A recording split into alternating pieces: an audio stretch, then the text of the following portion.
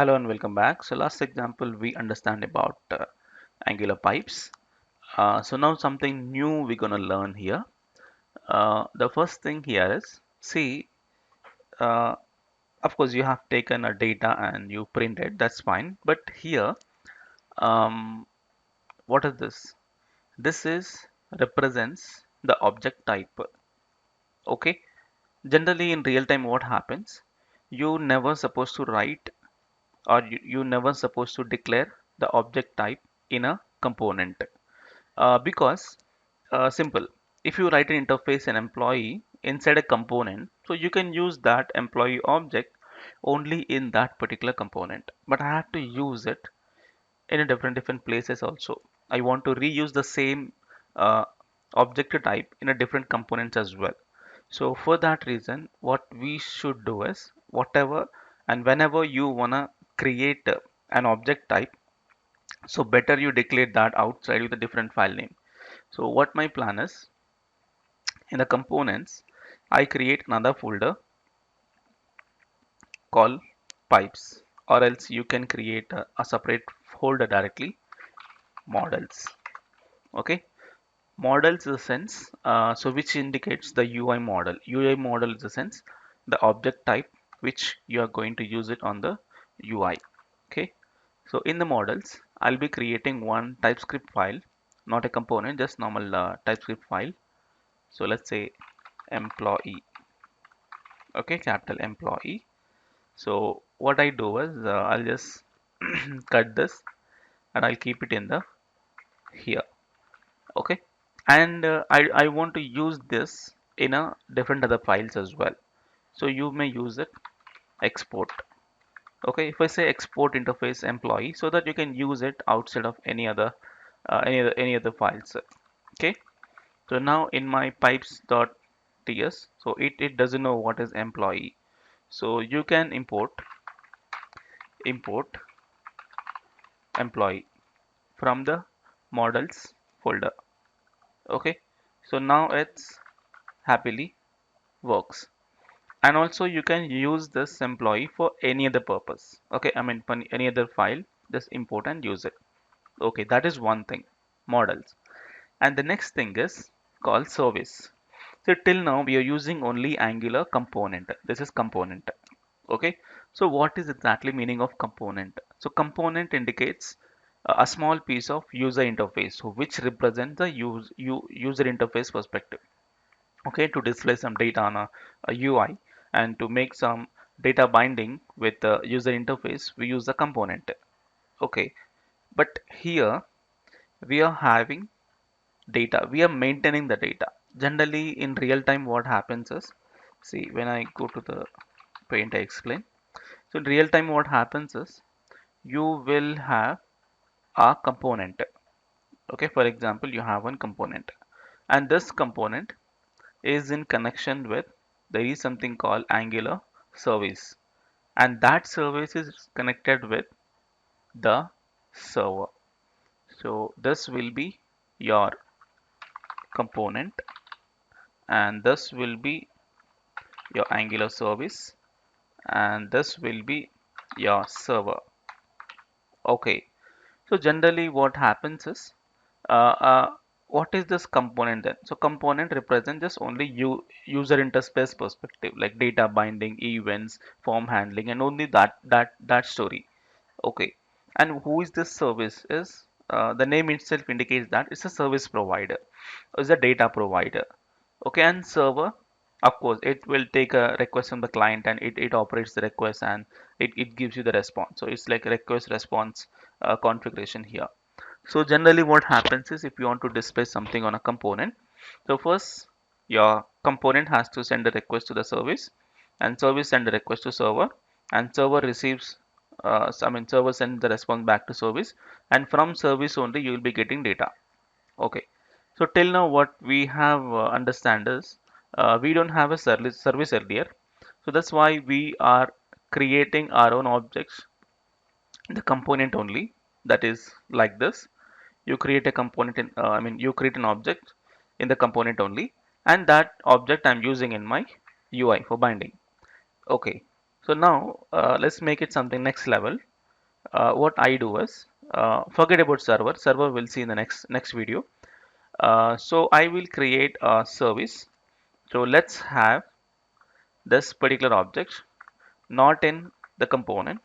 I'll keep it in the service because it's a service provider as well as data provider. Okay, so I'm assuming that this data has brought from the server. Okay, of course server is not there for this example, but uh, I have my own data, but I keep it in service.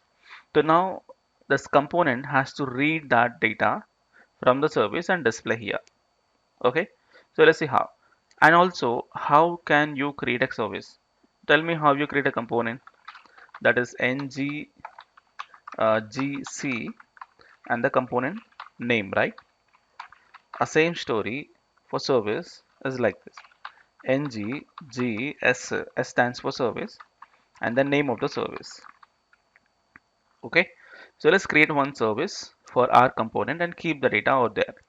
So first of all, what my plan is, along with the components folder, I create another folder called services. Okay, you have component, model and service. So let's create a service. You can right click, open in terminal. Yeah, here let's say nggs, what service? Let's say pipe. You just give the name called pipe because I just want to use that for my this component. So just say pipe. Um, but not looks good, na? Pipe is a sense. It's not a pipe data. It's just employee data.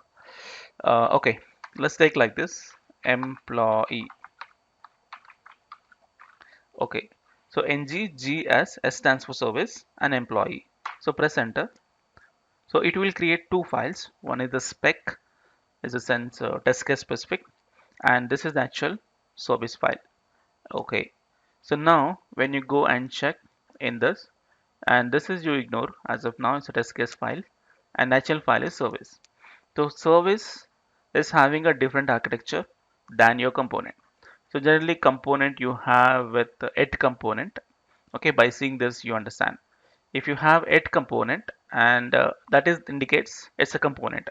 Yeah, both are TypeScript files only, but it component indicates it is a pure component of Angular. For service, it's like injectable. A service can be injected to the components to use. So you can see injectable and a class name and some constructor. Okay. Now what my plan is, now I have to take this object in service and bring it from service to the component. So what I do is here, instead of declaring it here, I will uh, copy. I'll keep here. Okay, and it's not public. Let's take it as private. Okay, you can only access inside of it. Directly you can't access this variable. Okay, and I'll create another function or method. Let's say public get employee. Okay, so what it does is it returns employee. So return this dot employee. Okay, I did just declare. Generally this data is supposed to come from server. I'll talk about server in the next video. So I have a data, assuming that it's getting from server. So this data, I create a method and that method returns me this data. Okay, so now this service, how can I use it here? And also please see, this method is a instance method. Instance method is a sense you have to create an object of a service and then you have to call this method. So here, where did you call it? For example, let's take this as an empty object as employee. Okay, I have just taken an employee object as of now. So I have to create an object of it. So you are not supposed to create an object in Angular. So what Angular does is Angular supports uh, a design pattern. So that is dependency injection.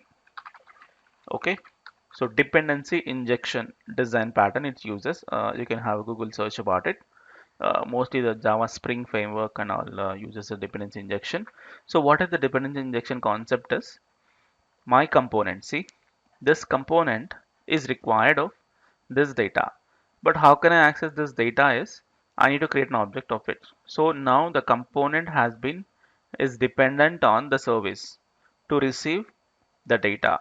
So if you are dependent on the service and you are looking for an object of creation of object of the service, you don't need to create just like that. What you have to do is you just have to declare the dependency in your constructor. What I'm saying is just declare private employee service. This is your dependency, right? So just say employee service. Okay, that's it. So once you declare the dependency in your constructor, so what happens? Angular automatically, right? Constructor sense what? The creation of a component. So when you declare like this, as per dependency injection principle, so Angular will automatically create by the time its component is created, it automatically creates the object of this one and inject to this component with this variable. Okay, so you don't need to create a variable. I mean, you don't need to create a object separately. You just need to declare it. So Angular will inject that automatically for your component. Okay, so you feel like it is an object created, and I have to call it to receive my data.